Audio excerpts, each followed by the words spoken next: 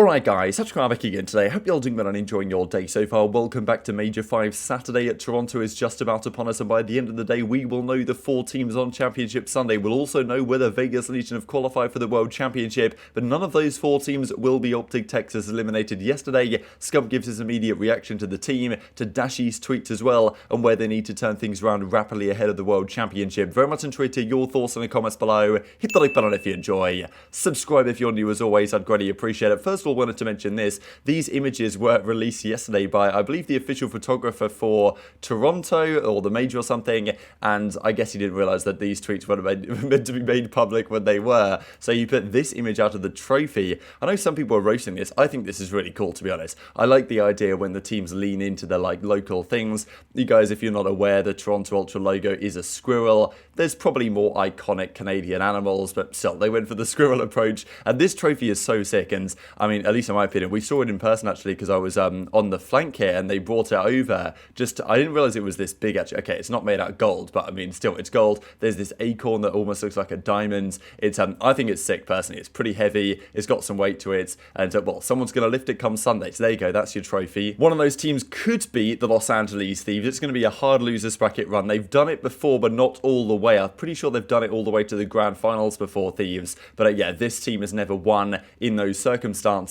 So maybe this is the time to do so. They took down OpTic. They took down London pretty easily. In fairness, London actually gave them a bit of a better series than OpTic did. Game 1 was close right until the very end. The final round was, Envoy made a great play here in the final round of this Search and Destroy to clutch up and make it 2-0, and at that point they're not going to lose the series. But it was pretty competitive between London. They definitely played well. I was impressed by how they were able to at least do something this weekend compared to what we've seen so far this season. So yeah, goodbye to London for the season. I'm sure next year it's going to be a very different roster or even situation, because we believe at least they're owned now by KOI, or they did the Spanish thing. So are they going to be in Madrid? Is it still going to be London? What does that mean for the Miami Heretics? What roster are they going to field? We don't really know, but I imagine London will look at pretty different next season, even if it is still London, and obviously they're going to make some serious changes to their roster. So as Octane says, GG's 3-0-3-0, no map losses so far for Thieves, but they will have to beat today the loser of Toronto or FaZe to make it all the way to the Sunday, which is going to be far from easy, but they're currently top 6. So one of those teams, Thieves, FaZe or Toronto,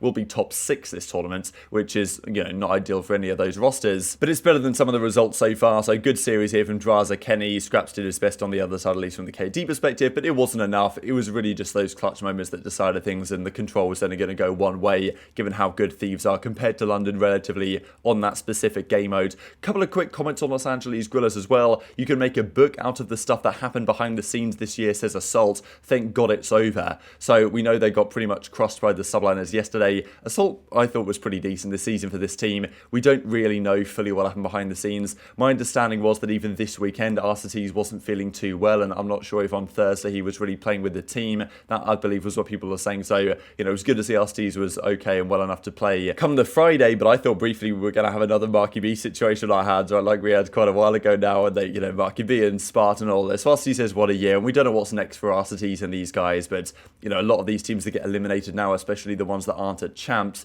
this is the last we're going to see of these rosters and of even potentially these organisations in the Call of Duty League. What next for RC is difficult to say. I'm sure next year, given his reputation and everything, despite a difficult season, he'll get some sort of opportunity, but it's not going to be clear where that will be. Could it be a team like the Seattle Surge? Who knows, right? They're going to need to rebuild a fair bit of talent next season, because they've arguably squandered the great talent they've had this season in terms of their success by not making moves earlier. This is still a remarkable stat. They've only beaten Guerrillas on LAN since Major 1. So Major 1, they made the finals there, but it's early in the season. Things can happen. But since then, Major 2, 3, 4, and 5, they've only beaten Guerrillas in that time period on LAN. They've lost to basically everyone they've played. I mean, they were top 6 at Major 3, top 8 at Major 4, and now top 12 at Major 5. It's not exactly the regression you want. And I would like Vegas to qualify for champs just because they smoked Surge yesterday, and as a result, in my opinion, that means that Vegas should be there at champs. That'd be my ideal 8 the way they're currently playing, but it's still going to be a big challenge for the Vegas Legion guys. They can do it. They'll have to beat subliners and then the loser of Florida or Rokkr, and by the end of the day, we will know, are Seattle going to be there anyway?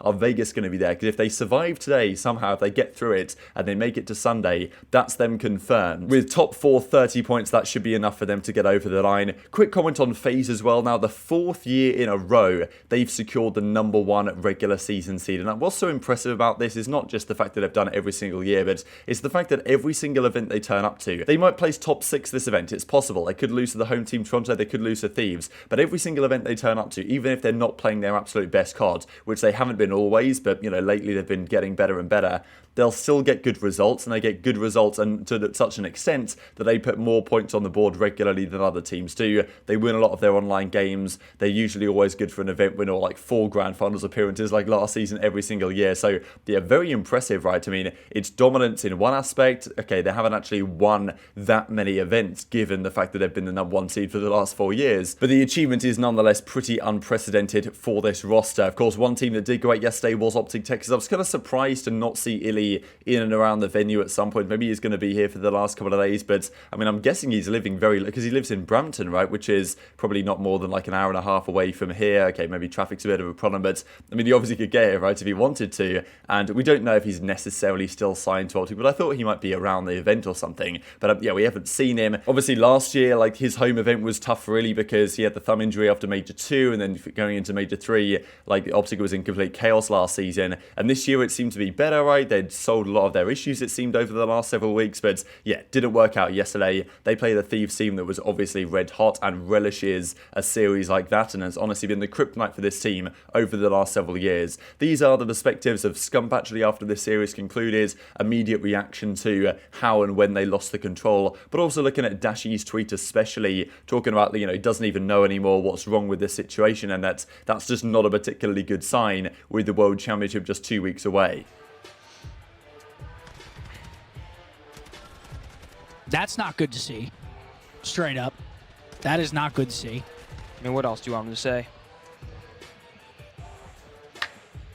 That is, I mean, obviously it sucks to win, or not win. But we don't want to see that. Yeah. Don't even know anymore. I mean, got to get it together. Got to get it together. Hit the drawing board. Let's see how they handle adversity exactly. We haven't really seen this OpTic team struggle, to be honest. This is the first time we've seen them come out flat at an event. I mean, they did the first major 3, they come out, they lose winners 1. Yep. This time they come out, lose winners 1 to Florida, which nobody saw happening. And then it is a tough round. I just wonder how they're going to handle it. Because we got Champs coming up in 2 weeks. And Champs is the only one that matters now. So I thought Scump's reaction to this tweet specifically was quite telling, really. Don't even know anymore, Dashy says, which kind of implies that he doesn't really know what went wrong or why everything went wrong, or like why things collapsed. And yes, Ghosty was unwell, he was sick and all this, right? And we don't, obviously, if your IGL is unwell and he's not playing at 100% and communicating at 100%, that's going to affect your team. But if, anything like that's to happen, now is not the optimal time for it to be the case. And, they didn't win a map on the weekend. And honestly, looking at the maps they played, none of them were even particularly close. I think the closest was probably the round 5 control when they played Florida, but even that felt like one-way traffic, right? I mean, they were getting over the line on some of their defenses, but once they were offense round 5, it never really felt like they were going to get over the line. So, even that map wasn't particularly competitive. Both of the hard points they got, 130 points, 109 points respectively. The search and destroys were not particularly close. And the numbers over the entire tournament are, ugly to say the very least. I mean, this is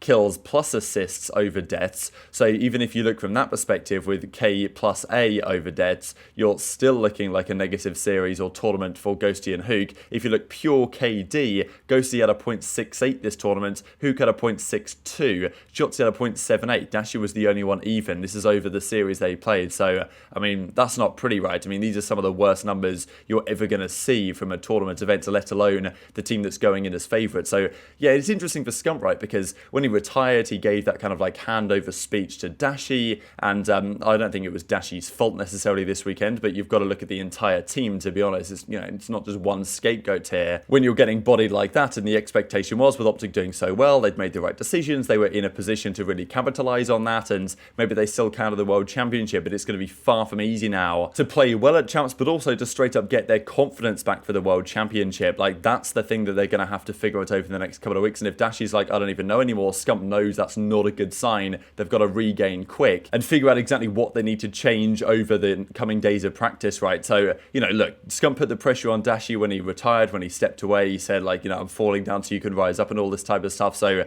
Scump definitely wants Dashy to succeed. Dashy wants to succeed, but it's not happened again for another tournament when they were coming in as clear favourites, and they're not going to be the favourites going into the World Championship based on this evidence, which maybe is good for them, but who really knows at this point. So this is the other point, is that is Pred going to join, right? Because Huke underperformed, Pred, in fairness, also kind of underperformed. He had a bad series, but he was playing TJ, who's his absolute nemesis apparently. It's the same story for OpTic and Thieves right on the other side of the station. But yeah, what's going to happen for Pred? We've got this, the flank, you know, yo bro, what size do you need? Let me know. And it just makes Rostermania a little bit more interesting, because if OpTic had won this and champs, they'd have almost certainly stuck together. The fact that that's not the case, even if they do win champs now, given the fact that this team of 4 has that kind of performance in their locker, is maybe not the best sign. So it raises some really interesting questions come Rostermania when champs concludes. And look, they've got to refocus and lock in for champs. That's what they say. But you know, on that evidence, this team is going to be lasting. Like, I think even a team like Thieves, let's say they come top 4 this event to have a good run, and maybe they, you know, come top 3, top 2, even they win champs, I don't know. There's still a chance that team doesn't stay together because they're all unrestricted free agents. Some of those guys are probably going to get offers from other teams to try and poach them away. So, you know, Rostermania is going to be crazy, and OpTic on this performance are going to have to get involved, right? Just before we close out, we'll talk about the matches of today. Thought this is kind of funny. So Envoy says, GG's London, we go again tomorrow. You're lucky I'm not there to stop you, right? So pretty spicy and formal, really. It's saying like, look, they needed me back to stop you. Like, the OpTic guys couldn't do it without me. You ran from me right back to Halo. No, you're right. I said, these are the teammates I'm getting in cards. I'm out of here, right? Damn, Scump, fight back. He dipped too. And that Scump actually responded and says, you know, I knew you loved me, but this really seals it. So pretty entertaining. But yeah, FormaL, I'm definitely sure, was watching that series thinking, damn, like, you know, I wouldn't have let this happen if I was OpTic. So, you know, they are an IGL figure from back in the day. This is the bracket then as it stands. So 5 more games going on today. Plenty of games and losers. Legion's Subliners is the big one to start things off here, right? I mean, that's, if Legion win this, they are probably favourites to make it to champs at that point, but they're definitely underdogs in this series. New York have been playing great, and they bodied Legion last time they played on LAN, but this is the losers bracket, and we know the Vegas really are the losers bracket demons because they can't do anything in winners. The other side of the bracket, Thieves took down London. They'll play the loser of FaZe Ultra, which is massive, and then Mutineers Rokkr, one of those 2 teams top 3, and right now I'm going to say Mutineers are favourites in that series, as wild as that sounds with the way they played the other day. I really want to believe in the Vegas story, but my brain says that Subliners should win this series and end the dream. But, you know, my head says Subliners, my heart says Legion, so I don't really know how to call this one. I'm going to say the Mutineers are favourites against Rokkr, as crazy as that is. I actually think the Mutineers top 3 is a legitimate possibility here. Ultra FaZe is super interesting because FaZe played great the other day and Ultra didn't really, but they got over the line against New York. Hopefully this series is closer than last time they played, which was, well, I remember when they played in Boston, they got bodied in about 35 minutes on that crazy day with all the 3-0s. So hopefully that doesn't happen again. I'm going to lean Ultra's way, just home crowd buff and everything. I'd like to see that, and that would also mean that final match of the day would be Thieves FaZe, which would be a banger to make Sunday. But very much enjoyed to hear your thoughts on all this in the comments below. Hit the like button if you enjoyed. Subscribe if you're new. Take care, and I'll see you next time.